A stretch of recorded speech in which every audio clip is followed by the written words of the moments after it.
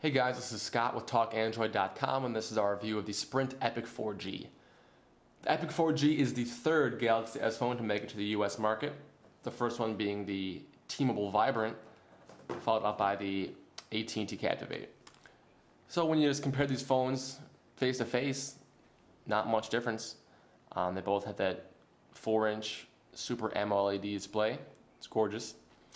All that changes when you put these phones side by side. The Epic 4G is noticeably thicker than any other Galaxy S phone so far, and the reason for that is a slide-out physical keyboard. The keyboard on this thing is really nice. The keys are even nice and spaced out.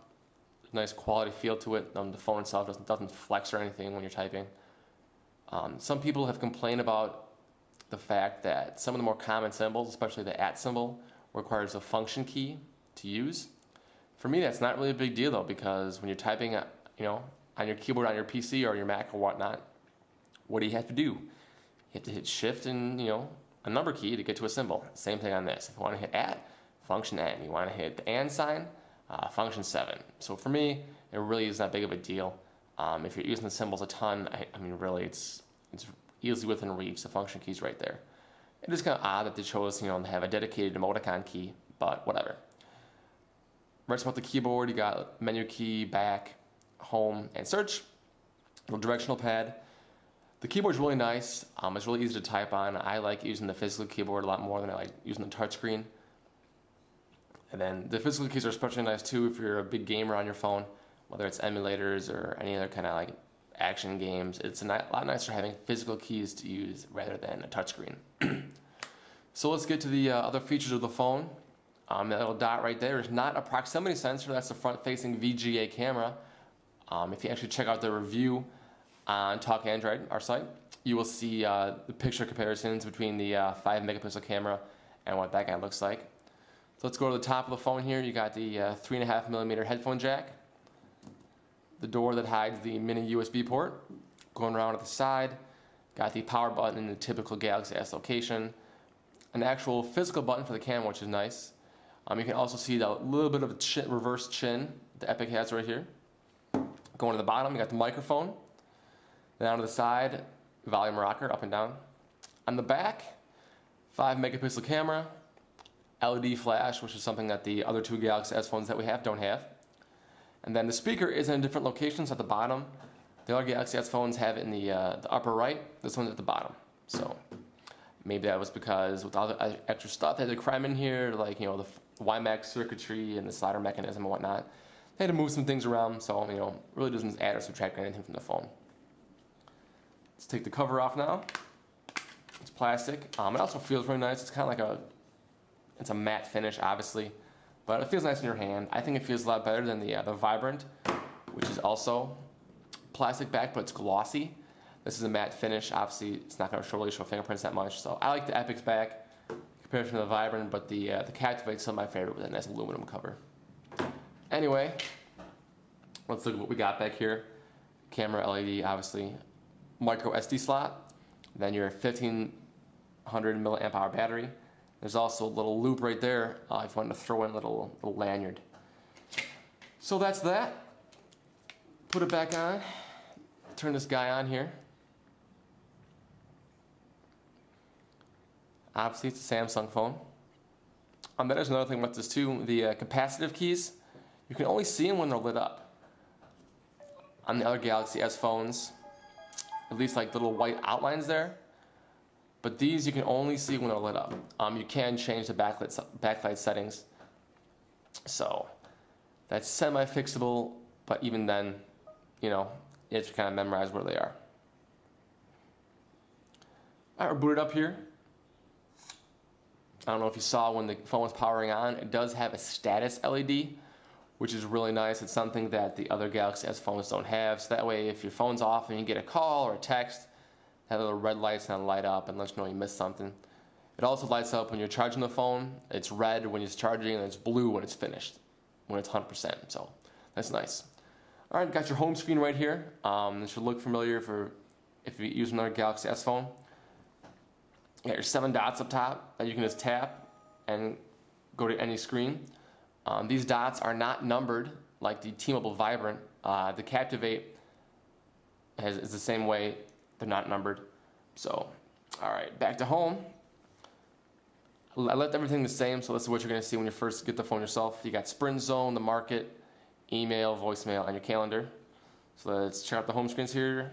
You got shortcuts to ESPN, CNN, and YouTube. Keep on going. This is a default Samsung widget. It's called Buddies Now. You can put people in here. It's kind of like a Rolodex.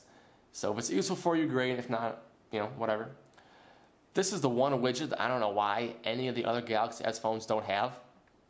I don't know why AT&T or T-Mobile didn't think that'd be useful, but this is actually keeps track of your running programs. So let's just open up the browser here. Loading. Let's back out, and then there you go, 1. So now I tap on it. Oh, the browser's running. Do I want to end just the browser or end all the running programs? We'll just end the browser. Why this functionality wasn't put into the other phones, why they took it out, I have no idea, but it's really nice. It tells you what packages you have installed, summary of your RAM and your storage and whatnot, and your SD card. So it's really cool. Hopefully this gets ported to the other phones. It shouldn't be that bad. So, all right, back to the home screen. Let's go to the left. You got your Sprint TV widget.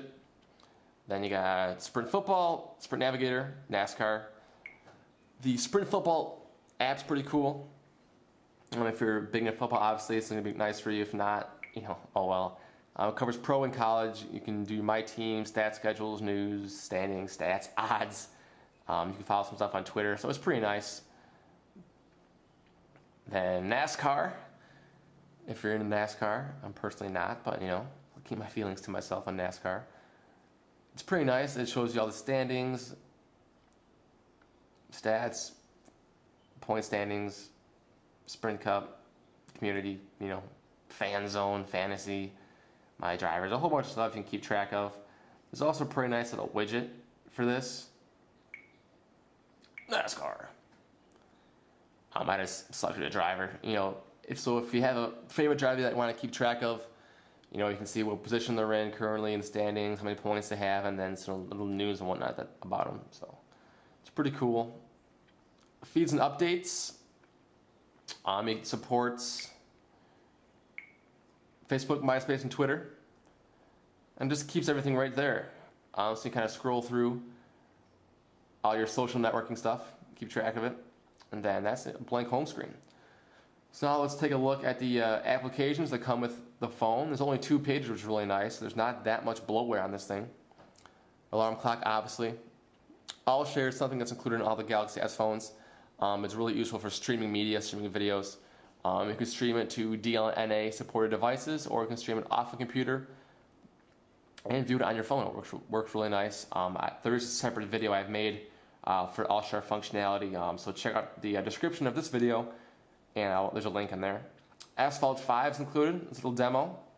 You can buy it for $7, but for now we'll just check the demo out. Controls are incredibly easy. You just tilt the phone to steer, and there's a brake button and a button for your boost. So we'll load up here, show you this. This is a really nice kind of little demo of the GPU in this thing. Again, the Galaxy S graphics, this thing is a powerhouse. There's very few things that'll slow it down. So if you look at the benchmarks that I have in the AT&T Captivate review, you'll see this thing just cleans up. So tap to continue, tap to skip. Rocking a 370Z. Acceleration's automatic. Tap the little lightning bolt for some boost. And then you just, again, there's no lag whatsoever. It's nice and smooth. That's where the brake pedal is, but this is an arcade racing game, so braking's pretty much not necessary at all. So yeah, it's pretty cool. That's Asphalt 5. Got the applications again.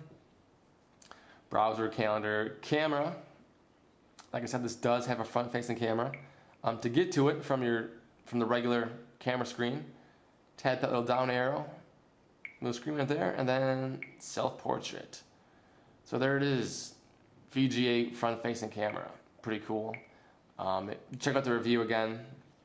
It's got picture comparisons of the 5-megapixel camera versus the VGA camera. So you can see just, the difference that it is. Going to the next page. Music, My Files, NASCAR. Keep your quick video chat, whatever you want to call it. Obviously you need an account for that, but it's there. Settings, Sprint Football, Sprint Hotspot. Works just like you think it does. It uses your 3G or 4G signal. 4G, which I don't get here in Milwaukee, so I can't really show you that. But it works really easily. You can, let's go back there. Settings, you can activate your hotspot, say what the device name is, you can change the password, channel, how many clients you want, up to 5. And then battery management. So, if it's rocking for a while, I'll turn it off after 10 minutes. It's the hotspot, it works good. Then Sprint Navigation, Sprint TV. Show you a little demo of this here. Let's see, recently played, I just did some ESPN.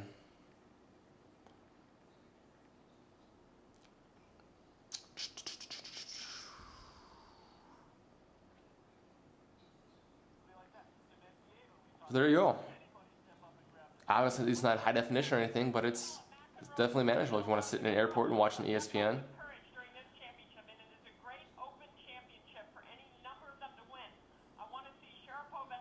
Again, it's not perfect, but if you got a Jones to watch some TV, there you go. All right, I'm pretty sure that's everything. Yeah, Sprint Zone. This just lets you keep track of your account. You can find a store, need help, some recommended applications. Hopefully when it's released, they're not going to have me take a tour of the Samsung Intercept. Don't need that. Got an Epic. So, other than that, yeah, Google Talk, Think Free Office. That's pretty much it for applications. One thing that I don't like about the Epic that you can do in the other phones is you can change these 4 icons. Or I should say you can change these middle 2 icons. On the Galaxy S, Captivate, and on the Vibrant, you can actually change the middle 2 buttons. I'll show you here. I change it to Gmail, and then I have fake Chrome. But you can change them. On the Epic, you can't do that. Normally, oh, I annoyed it. There we go. Normally, what you do is you just hit menu, and then you change how it's arranged to a customizable grid, and then you can change those 2 buttons. But this is just list or grid. You can't change them. So it's interesting seeing the tweaks that each carrier has done, from T-Mobile to AT&T to Sprint, and what you can and can't do. So other than that, that's pretty much it. Check out the review on the site for pictures. This is probably the only other different thing that the Epic does in comparison to the other phones. When you rotate it into landscape mode, TouchWiz actually rotates with it. You can see how the icons here flipped from portrait mode to landscape, which is nice. When you do it on any other of the Galaxy S phones, they just stay there. Really, I don't know why they wouldn't do it. I mean, you can still do landscape stuff with this. But for some reason, they chose to do it on the Epic and not anything else. That is actually it now. Check out talkandroid.com for the full review. Again, I'm Scott, and thanks for watching.